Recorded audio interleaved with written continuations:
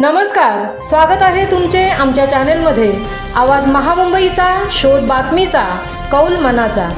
चला तर मग आमचे चॅनेल शेअर करा, लाईक करा आणि सबस्क्राईब करा।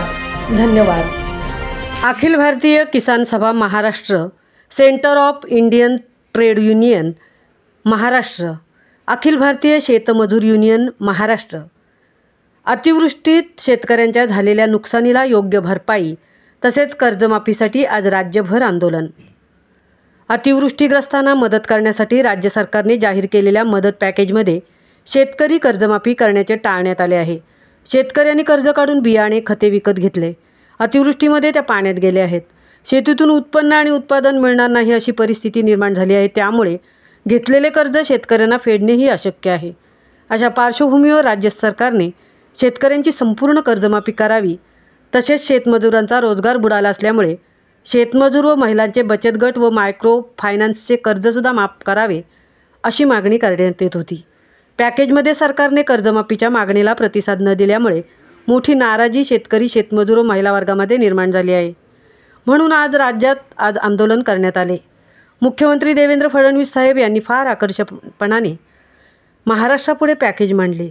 ही महामदत असल्याचेही त्यांनी भासवले। मात्र पॅकेजचे आर्थिक विश्लेषण केले असता यापैकी बहुतांशी रक्कम ही यापूर्वी जाहीर केलेल्या वेगवेगळ्या योजनांची बेरीज असून 31,628 कोटी रुपयांपैकी केवळ रब्बी हंगाम उभा करण्यासाठी देऊ केलेले 6,500 कोटी रुपये नवी तरतूद आहे। उर्वरित संपूर्ण पॅकेज ही यापूर्वीच वेळोवेळी वेगवेगळ्या परिस्थितीमध्ये जाहीर केलेल्या योजनांच्या रकमांची बेरीज आहे। पॅकेजमध्ये पीक विमा योजनेअंतर्गत शेतकऱ्यांना मिळणाऱ्या संभाव्य भरपाईचा समावेश करण्यात आला आहे। पीक विमा योजना ही स्वतंत्र योजना आहे। त्यासाठी शेतकऱ्यांनी स्वतः प्रीमियमची रक्कम भरलेली आहे। राज्यात एकूण 45 लाख शेतकऱ्यांनी पीक विमा घेतला असला तरी त्यातील खूप कमी शेतकरी हे बाधित तालुक्यातील शेतकरी असणार आहेत।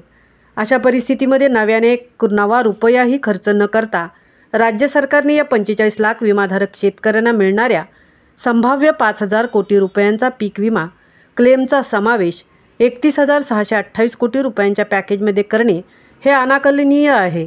तसेच ते संतापजनकही आहे। खरवडून गेलेली शेती पुन्हा दुरुस्त करण्याच्या या कामांचा समावेश रोजगार हमी योजनेत करण्यात आला आहे। रोजगार हमी योजनेसाठी केलेली केंद्र सरकार व राज्य सरकारची तरतूद ही अर्थसंकल्पातील तरतूद आहे। राज्य सरकारला यामध्ये नव्याने 1 रुपयाचाही खर्च नाही।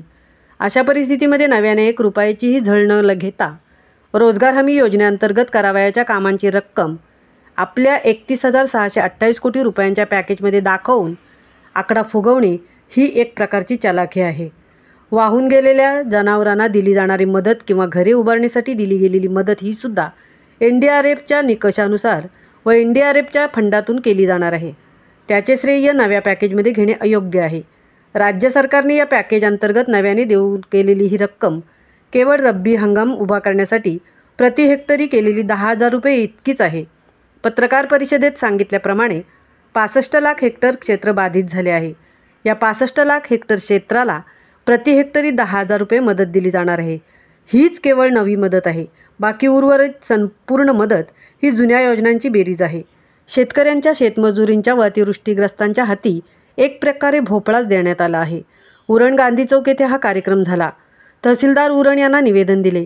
निदर्शनात सीटू महाराष्ट्र सचिव कॉम्रेड भूषण पाटील, किसान सभा नेते comrade Sanjay Thakur, comrade Hemlata Patil, Ravindra Kasukar, comrade Satish Kharat, comrade Rajendra Phadtare, comrade Santosh Thakur, Tanaji Chougule, बांधकाम कामगार नेते जयवंत तांडेल, प्राणनाथ पाटील, अतिश पाटील, सचिन तांडेल, बाळू किटे तसेच जनवादी महिला संघटना ज्येष्ठ नेत्या कॉम्रेड प्रमिला म्हात्रे, लता पाटील, गीता पाटील, नीरा घरत, रजनी पाटील, जयवंती भगत आदी उपस्थित होते। आवाज महामुंबईचा चॅनेलसाठी मिलिंद खारपाटील सह तृप्ती भोईर, उरण।